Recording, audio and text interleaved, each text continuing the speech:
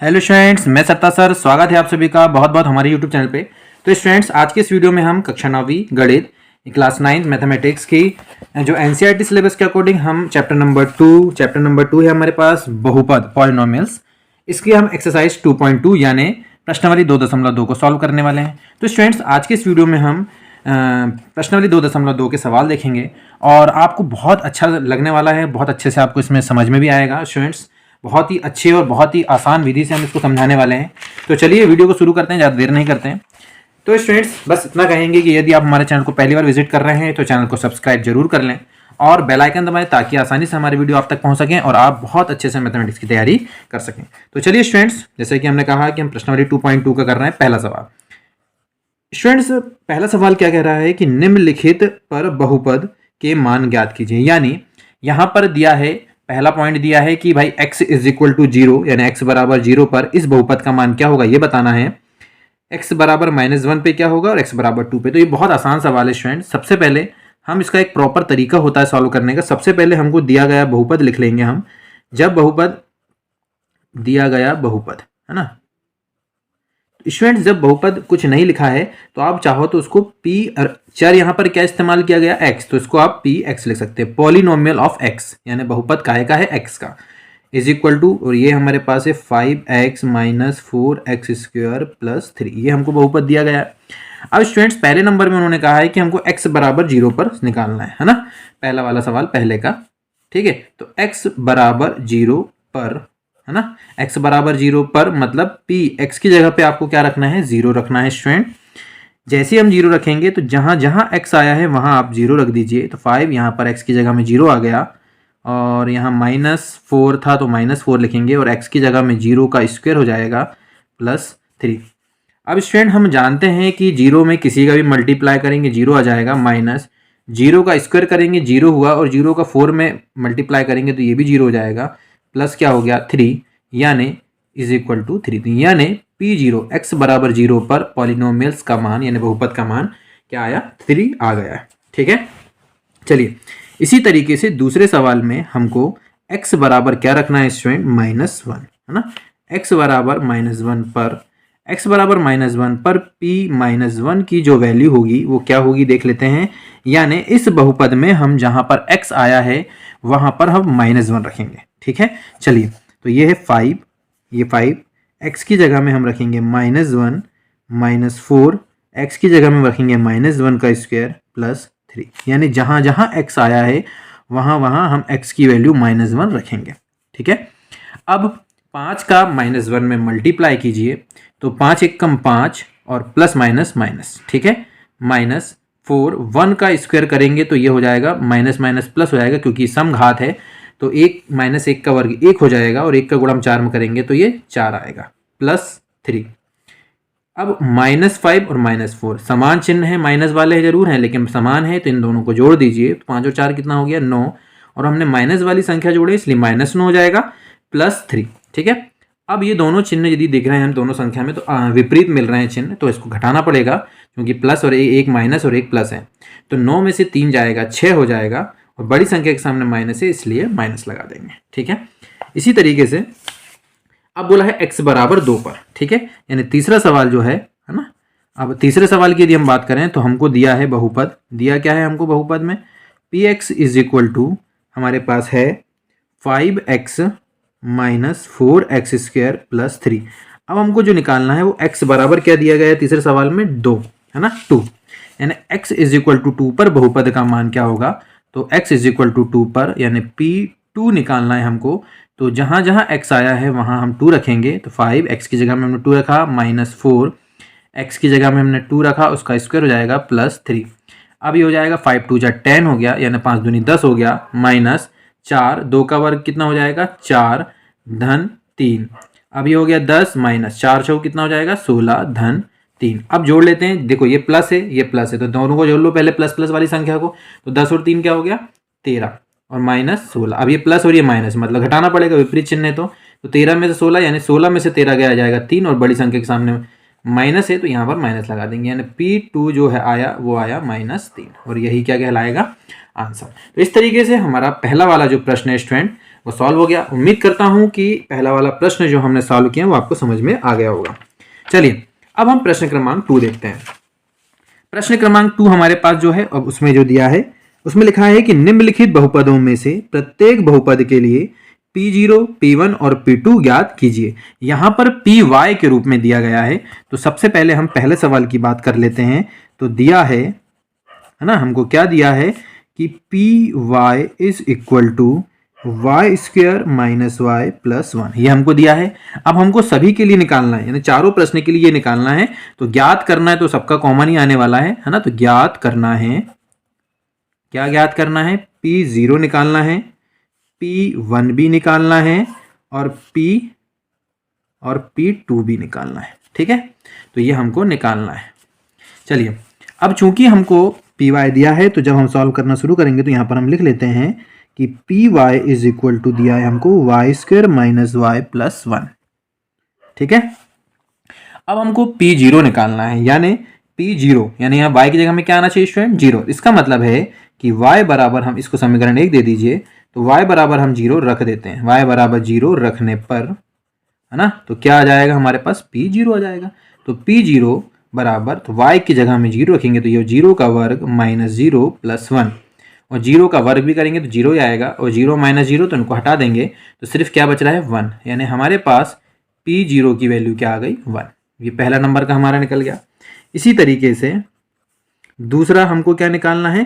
P1, है ना। तो इसका मतलब है कि Py की जगह में हमको 1 रखना है, तो हम यहाँ लिखेंगे y बराबर 1 रखने पर, है ना। समीकरण 1 में y बराबर 1 रखने पर, तो ये हो जाएगा P और y की जगह में क्या आ गया? 1 इज इक्वल टू, तो वहाँ 1 का वर्ग हो जाएगा माइनस 1 धन 1। 1 का वर्ग क्या आएगा स्टूडेंट? 1 ही आएगा, माइनस 1 प्लस 1। तो माइनस 1 से प्लस 1 क्या हो गया? कैंसिल हो गया, तो बचा क्या? केवल प्लस 1, यानी इसका आंसर आ गया 1। तो P1 की जो वैल्यू आई वो क्या आ गई? 1। ठीक है, अब इसी तरीके से हमको तीसरा क्या निकालना है? P2 निकालना है। तो अब हम तीसरे नंबर पे हम बोलेंगे कि समीकरण 1 में y बराबर क्या रखेंगे हम? 2 रखने पर। जैसे हम y बराबर 2 रखेंगे स्टूडेंट, तो ये हो जाएगा P2 बराबर, अब समीकरण 1 में y की जगह में हमको 2 रखना है, तो ये क्या हो जाएगा यहाँ पे? 2 का वर्ग, है ना, ये 2 का वर्ग माइनस y मतलब माइनस 2 आ जाएगा धन 1। ठीक है, चलिए अब इसको सॉल्व कर लेते हैं। 2 का वर्ग हो गया 4 माइनस 2 धन 1, 4 में से 2 गया 2 धन 1 बराबर कितना आ गया? 3। यानी P2 की जो वैल्यू आई वो कितनी आई? 3 आ गई आंसर। अब चाहो तो आंसर करके आप यहाँ एक एक करके लाइन से और भी एक बार और लिख सकते हैं। तो अपने पास तीनों वैल्यू आ गए। देखो स्टूडेंट, इस क्वेश्चन के लिए कि P0 निकालना था तो P0 भी निकाल लिए, P1 भी निकाल लिए और P2 भी निकाल लिए। तो इस तरीके से हमने पहला प्रश्न सॉल्व कर लिया। ठीक है, सभी प्रश्न में, यानी यहाँ पर ये जो चारों प्रश्न दिए गए हैं हमको चारों के लिए ये निकालना है स्टूडेंट। तो अभी हमने पहले प्रश्न के लिए निकाले, इसी तरीके से हम दूसरे प्रश्न के लिए भी निकाल सकते हैं। चलिए दूसरा प्रश्न भी सॉल्व कर लेते हैं। दूसरा दिया है हमको, यहाँ पर दिया है, अब चर कुछ भी हो सकते हैं स्टूडेंट, यहाँ पर Pt दिया है, यानी चर का जो यहाँ पर चर जो है वो किस रूप में दिखा रहा है? t के रूप में, है ना। तो क्या दिया है यहाँ पर? 2 प्लस t प्लस 2t की घात 2 माइनस t की घात 3। ठीक है, ये दिया है। अब हमको वही निकालना है P0, P1 और P2, है ना। यानी हमको यहाँ पर जो चर है उसमें एक बार 0 रखना है, एक बार 1 रखना है और एक बार 2 रखना है ना। तो चलिए हम यहाँ पर ज्ञात करना है, कॉमन है वही लिख लेंगे, ज्ञात करना है ना। तो ज्ञात करना है, ज्ञात करना क्या है? P0 निकालना है, P1 निकालना है और P2 निकालना है। ठीक है, चलिए अब चूंकि हमको Pt दिया है तो हम Pt लिख लेंगे। Pt बराबर 2 plus T plus 2t square minus t की घात 3। अब स्टूडेंट हमको पहले नंबर में P0 निकालना, मतलब P यहाँ पर t है तो यानी t की जगह में क्या दिख रहा है? 0। तो हम यहाँ पर पहले नंबर पे हम बोलेंगे कि समीकरण 1 में, है ना, समीकरण 1 में t बराबर क्या रखेंगे हम? 0। जैसे हम t बराबर 0 रखेंगे तो p t की जगह में 0, यानी P0 की वैल्यू निकल जाएगी इसमें। अब देखो 2 प्लस t की जगह में 0 आ गया, प्लस 2 0 की घात 2 माइनस 0 की घात 3, और जीरो के कुछ भी करेंगे तो ये जीरो ही आने वाला, जीरो घात 2 करेंगे जीरो, जीरो गुणा 2 में करें तो ये हो गया जीरो, और जीरो क्यूब भी हो गया जीरो, तो ये सब हट जाएंगे, जीरो की कोई महत्व नहीं होता। तो सिर्फ क्या बच जाएगा 2, यानी पी जीरो की जो वैल्यू आई वो कितनी आ गई स्टूडेंट 2 आ गई। ठीक है, अब इसी तरीके से आपको क्या करना है कि समीकरण 1 में अब हमको P1 निकालना है, तो P1 निकालने के लिए t बराबर 1 रखना पड़ेगा, है ना। तो चलिए इसमें हम t बराबर 1 रखते हैं, तो ये हो जाएगा P1 बराबर यहाँ 2 है प्लस t है, t की जगह में 1 आएगा, प्लस 2 1 का वर्ग माइनस 1 की घात 3। P1 बराबर ये 2 हो गया, ये 1 का 1 हो जाएगा, 2 1 का वर्ग हो गया 1, फिर 1 का गुणा 2 में करेंगे तो 2 1 कम 2, माइनस 1 की घात 3 करेंगे तो 1 आ जाएगा। अब प्लस 1 से माइनस 1 कैंसिल हो गया, तो अब 2 और 2 बस बचा, 2 धन 2, तो क्या आएगा 2 धन 2 4, यानी P1 की वैल्यू जो आई स्टूडेंट वो कितनी आ गई हमारे पास 4।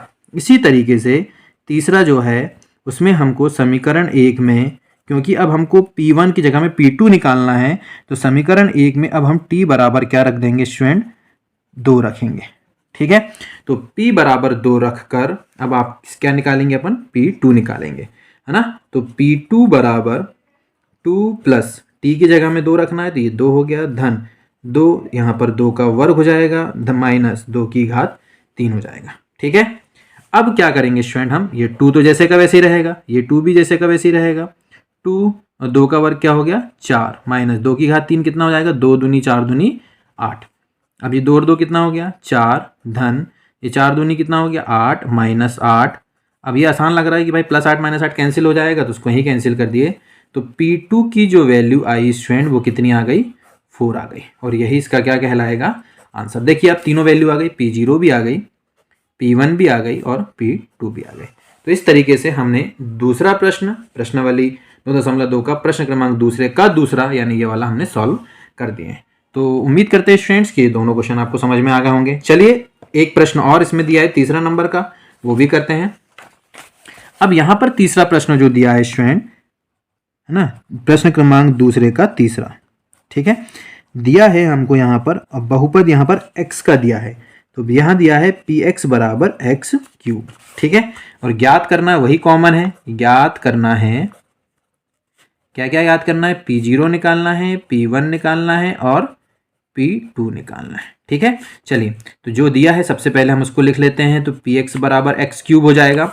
चूंकि हमको P0 निकालना है, इसका मतलब है कि हमको पहले केस में, इसको समीकरण 1 दे देते हैं, तो पहले केस में समीकरण 1 में हम x की जगह में क्या रखेंगे 0, P0 निकालना मतलब x की जगह में 0 रख दो, जो भी चर है उसकी जगह में 0, तो यहाँ x है चर, तो x की जगह में 0 रखेंगे। ठीक है, तो 0 रखने पर तो ये हो जाएगा P0 बराबर 0 की घात 3, तो P0 बराबर 0, है ना, 0 की घात कितने भी कर दो 0 आना है।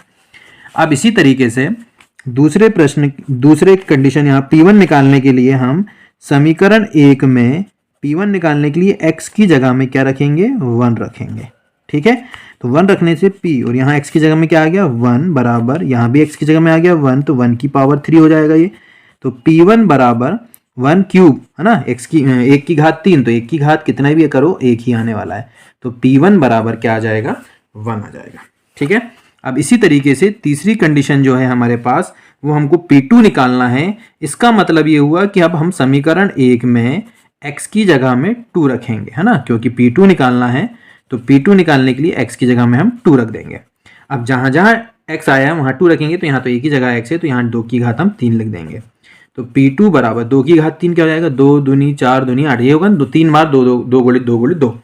अब इनका जब हम गुणा करेंगे तो 2 दूनी 4 4 दूनी 8, तो ये हो जाएगा 8, तो यानी P2 की जो वैल्यू आई वो कितनी आ गई 8। तो इस तरीके से हमारे पास तीसरा प्रश्न भी सॉल्व हो गया, है ना, प्रश्न क्रमांक दूसरे का तीसरा यानी ये वाला भी सॉल्व हो गया। ठीक है, आप चाहो तो वीडियो पॉज करके इसको नोट कर सकते हो। ठीक है, चलिए अब इसमें एक प्रश्न और है, उसको भी सॉल्व कर लेते हैं जल्दी से अपन, है ना। चलिए अब स्टूडेंट यहाँ पर चौथा प्रश्न दिया गया है हमको, है ना, प्रश्न क्रमांक दूसरे का चौथा,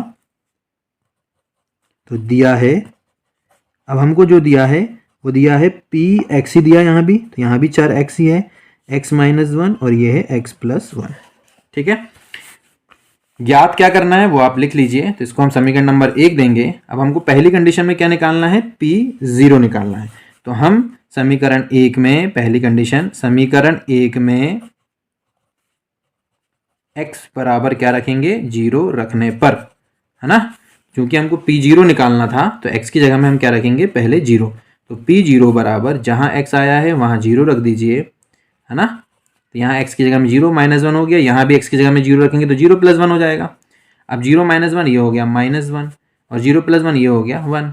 अब एक एक कम, 1 प्लस माइनस माइनस, तो यानी P0 की जो वैल्यू आई वो कितनी आ गई, -1 आ गई। ठीक है, चलिए इसी तरीके से अब हमको P1 निकालना है। तो P1 निकालने के लिए हम समीकरण 1 में x की जगह में क्या रखेंगे, 1, है ना। तो x की जगह में जब हम 1 रखेंगे तो ये P1 निकल जाएगा। तो 1 - 1 और 1 + 1 हो जाएगा। और 1 - 1 हो गया 0 और 1 + 1 हो गया 2 और 0 में किसी का भी गुणा करो वो क्या आ जाता है, 0 हो जाता है। तो P1 की जो वैल्यू निकली वो कितनी निकली स्टूडेंट, 0, है ना। अब तीसरे केस में हमको समीकरण 1 में, क्योंकि हमको P2 निकालना है तो समीकरण 1 में जो x है उसकी जगह में हमको 2 रखना पड़ेगा, है ना, क्योंकि हमको P2 निकालना है। तो P2 बराबर x की जगह में आ जाएगा 2 - 1, है ना। और यहाँ पर x की जगह में क्या है, यहाँ पर x की जगह में 2 आ जाएगा। तो पहले में 2 - 1 हो गया और यहाँ पर क्या हो जाएगा, 2 + 1, है ना।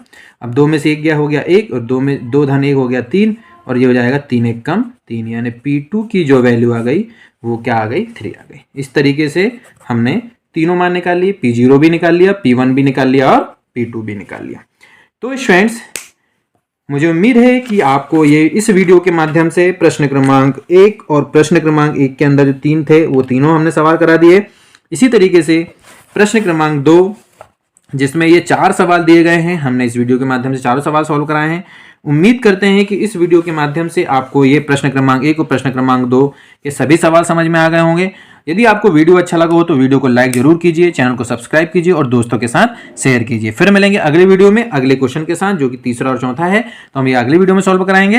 तो चलिए मिलते रहेंगे और आपकी मैथमेटिक्स की हम तैयारी कराते रहेंगे। वीडियो अच्छा लगे तो वीडियो को लाइक जरूर करें और चैनल को सब्सक्राइब करें। धन्यवाद।